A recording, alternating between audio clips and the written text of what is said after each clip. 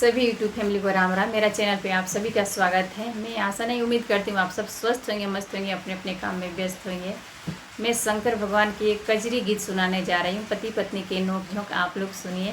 पति पत्नी के नोक-झोंक कजरी गीत पूरा सुनिए और आनंद उठाइए। तो चलिए देर न करते हुए मैं सुना रही हूँ, आप लोग सुनिए। पिया हो चढ़ल हसवनवा तू त घरे आवहो, हे पिया हो चढ़ल हसवनवा तू त घरे आवहो, घरे आवहो पिया घरे आवहो, घरे आवहो पिया घरे आवहो, हो पिया बेल के पतैया फुलवा लेके आवहो, हे पिया बेल के पतैया फुलवा लेके आवहो, लेके आवहो पियावा लेके आवहो, लेके आवहो पियावा लेके आवहो, हो पिया बेल के हो पतैया फुलवा लेके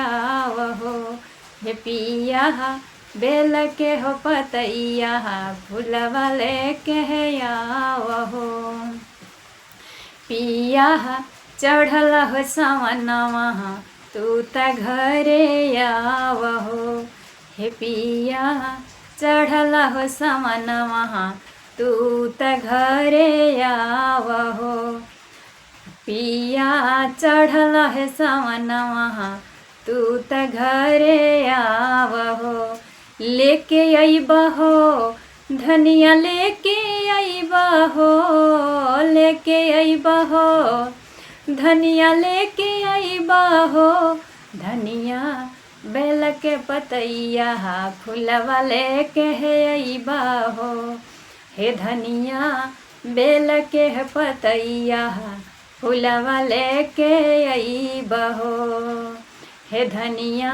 बेल के पतैया फुलवा लेके अइबहो, पिया थाली सजाई के शिव मंदिरवा जइबहो, हे पिया थालिया सजाई के शिव मंदिरवा जइबहो, शिव मंदिरवा जइबहो, शिव मंदिरवा जइबहो, शिव मंदिरवा जइबहो, शिव मंदिरवा जइबहो, हे पिया थालिया सजाई के शिव मंदिरवा जइबहो, हे पिया थालिया सजाई के शिव मंदिरवा जइबहो, हे पिया चढ़ल सवनवा तू त घरे आवहो, हे पिया चढ़ल सवनवा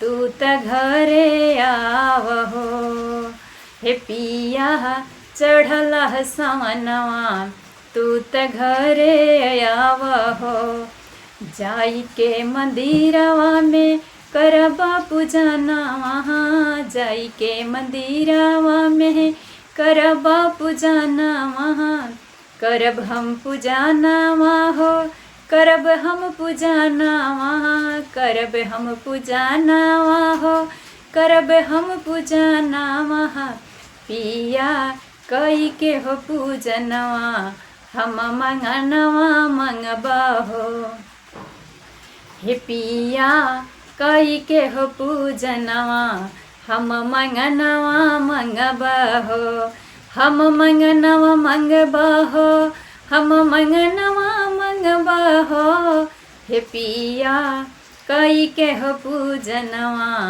हम मंगनवा मंगबहो, हो पिया कई के हो पूजनवा हम मंगनवा मंगबहो, का मंगबुए धनिया का मंगबू हो, हे धनिया कई के हो पूजनवा तू त का मंगबू हो, हे धनिया कई के हो पूजनवा तू त का मंगबू हो, हे धनिया कई के हो पूजनवा तू तका मंगबू हो।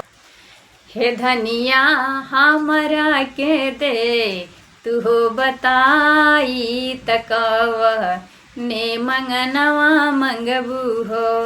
हे धनिया हमरा के दे तू हो बताई तकव ने मंगनवा मंगबू हो। हे पिया तोहार लंबी उमरिया त गोदी में ललनवा मंगबा हो। हे पिया तोहार लंबी उमरिया त गोदी में ललनवा मंगबा हो। हे पिया तोहार लंबी उमरिया त गोदी में ललनवा मंगबा हो। हे पिया चढ़ल सवनवा तू त घरे आवहो। हे पिया चढ़ल सवनवा तू त घरे आवहो। तो मैं आशा नहीं उम्मीद करती हूँ कि आप सबको यह गीत अच्छा लगा होगा। अगर अच्छा लगा होगा तो आप लोग ज़्यादा से ज़्यादा सपोर्ट करिए, शेयर करिए और प्यारा प्यारा गीत सुनने के लिए चैनल को सपोर्ट करिए, शेयर करिए। और मैं मिलती हूँ एक दूसरे वीडियो में नए गीत के साथ। तब तक के लिए हर हर महादेव।